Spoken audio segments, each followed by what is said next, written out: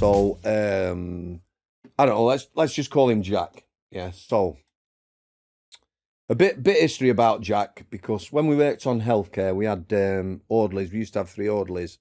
They were prisoners, like yourself, wild man, who were cleaners. However,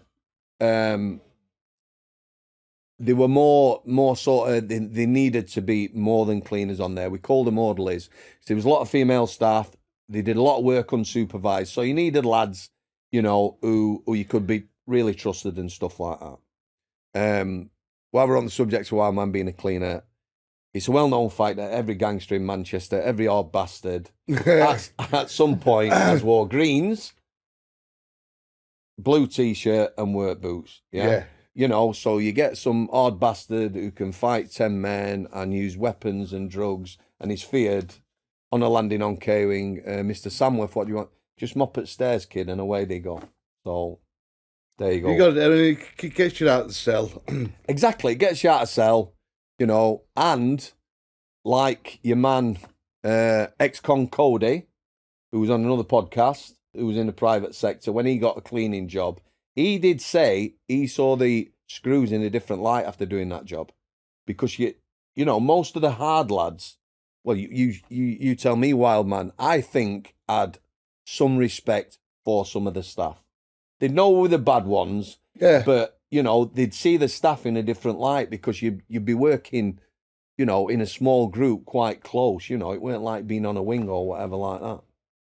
They do respect them, and they are like the ones that treat you like with humanity. They deserve it right back, you know what I mean?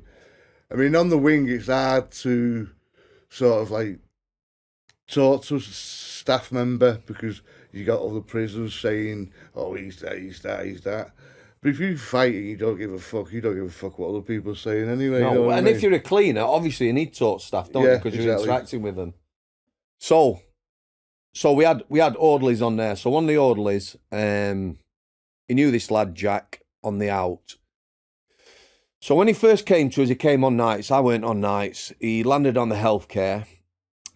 Somebody had gone to him. He was on K-Wing. Pressed the emergency cell bell, which is it's a bell. It's not waitress service or anything like that. In a cell, if you've got an emergency or whatever, that bell's there to alert staff that you need someone to come to that cell.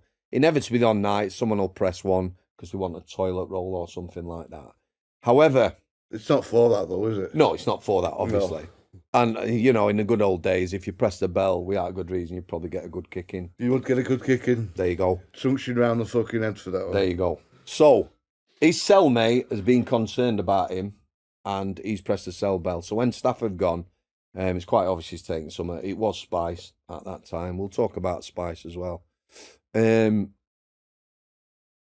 Quite violent. There's not a lot of staff on nights. What would you think? How many staff, Shaun, would you think was in strange ways tell 100 prisoners on nights? How many staff would you think would be on duty? Per 100 prisoners? Yeah.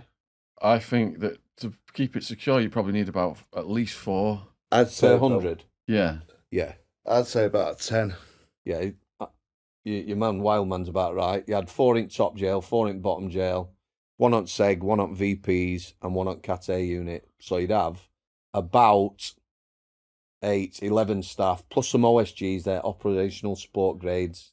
They'd be in the ECR control room. Yeah. And you'd have 2 Oscars, they're duty managers. Well, I'm just thinking of the guards in the fishbowl. That's why I said 4. Yeah. They're all tooled up with guns, aren't they? In America, yeah. Yeah, there you go. You really need one of them, don't you? Yeah. Exactly. At the end of the day, you really need one of them. Exactly. So, they didn't have a lot of staff available anyway. It took what staff they got to get him over to healthcare. Quite a violent restraint. Obviously, he was off his head. Spice in prison, it's changed now. We'll talk about that in a bit. But then, it was, you saw the same thing happen. People who'd smoke it inevitably would pass out, usually. They'd come round, disorientated, could be sick, and then they become quite violent. That were over the space of anything from 5 minutes to half an hour. Get hell, I've never had that stuff. Well, listen, hopefully after today, he'll never want to take that. And nobody else would either. Anyway, so he's passed out. That's the point. His cellmates press the cell bell. Violent restraint on healthcare. So I've come on in the morning. In the morning on healthcare, really important to have a handover. The night staff would give a bit of a handover, and then we'd sit down and have a briefing, and you go cell by cell. There's a lot of people on there, incredibly unwell, mentally unwell, violent. You got people on unlock. So you just go by cell, say what he was like yesterday, say what that. So this lad's there, Jack. He's on a 3-officer unlock. So I went to have a chat with him when we come out. We couldn't get him out straight away. Usually the 3-officer unlocks, we'll do them separate, maybe after we've done the rest of the prisoners, patients, had them out. So he is quite lucid, having a chat to him. I want to go back to K-Wing. He looked quite poorly, as in, pale or whatever, but seemed all right. Anyway, he saw the psychiatrist. I'm not sure if it was that day or the day after. Went back to K-Wing. So fast forward a week. He ends up back on healthcare. Similar scenario. This time he's clearly not well. Over the space of a couple of days, he got incredibly paranoid. We didn't have him out. We were passing his meals through the door. They were pretty much coming straight back out at you. And he was just talking about devil being behind his eyes. He took nothing on healthcare, right? He definitely didn't take anything. He was strip searched when he come on. He got nothing in his cell. So he was taking nothing else. But he'd had another episode with Spice on K-Wing and come to us. Third day, he's bouncing, this lad. He's just going on about devil behind his eyes. He's fiddling with his eyes. And this particular day, I was only on an early shift. My mate was on all day. I'm saying my mate because I'll tell you why. In the morning, he's become incredibly agitated and he started banging his head. Not gentle. You're talking to him, come on, Jack, what's up with you? Can I get you a brew, something like that? Nothing. Going on about devil, get me out of this fucking cell, devil behind my eyes. And he's smashing his head, quite controlled, but, he's got his head on door talking to you, and then he go, bam, and a little lump had come up. And he gradually got worse over a couple of hours. So at this point, they've got the duty governor up, and he's talking with the healthcare manager about what they're going to do about this lad. They've got some CNR teams assembling in the association room, full riot gear, helmets, gear, whatever. So me and my mate are watching this lad, and he started throwing himself off the bed. And in these cells, say for custody cell, you've got a bed, the wall's about 1.5 meters away. He weren't using his hands. You try and fall forward. Now, stand there, fall forward. Your hands are going to come up. You're all supposed to reaction, of course you do. You can't help it. He's coming off the bed, falling towards the wall, no hands, crack. Yeah? You can hear it, sickening, on the floor, and he's up, trying to talk to him, getting more and more agitated. He's playing about with his eyes more and more. He's got his fucking fingers in his eyes. So it gets to dinner time. He's got worse. The manager's, governor's trying to decide what to do. It's very easy to be critical in these situations. However, as a prison officer, somewhere in training, you are taught preserve life. Yeah.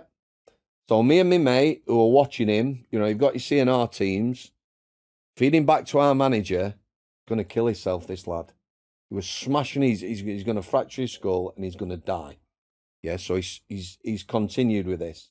Smashing his head, no thought, no nothing. Can't he just give him a huge jab of Thorazine and just... This is what it wants. This is what I'm saying, wild man. At that point, somebody, you need a doctor. The doctors are unwilling to make that decision. Yeah. They don't have to, so they won't. Because of liability. Yeah. So if you go back to the good old days... While he's asleep, he can't be doing that, can he? No. The thing is, if you go back to the good old days, they would have done that.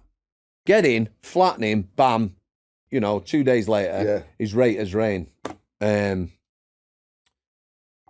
he said, you're going to kill yourself. Just get in there. Yeah. So the governor looked at me and said, what shift are you on? I said, I'm on an early shift. So he looked at the clock. He says, it's half an hour past your time. Go home, fuck off home. He didn't like what we were saying to him. So like I'm told, I goes off home. My mate stays there watching this. So he's watching this lad destroy himself. He's just throwing himself off bed. He's a fucking mess. And he's playing about with his eyes. At some point in the afternoon, they went in the cell. They couldn't restrain him. They couldn't move him. He was like steel. And he's had no drugs since his episode on K-Wing. So this is 3 days later. Yeah. They went in, fighting with him, trying to restrain him. It weren't happening. Eventually, they got him to hospital and he lost his sight. His eyes were damaged that bad, the muscles at the side, that lad, lost his sight. Healthcare orderly. Bit of a background of this lad. He was in prison. He was on his second sentence. It was a Mickey Mouse sentence. Something stupid. Months. So somebody's lad has gone in prison, didn't take drugs on the out, gone in prison, taken spice, he's had an episode and he's lost his eyesight. Jesus Christ. So young people out there thinking spice is cool.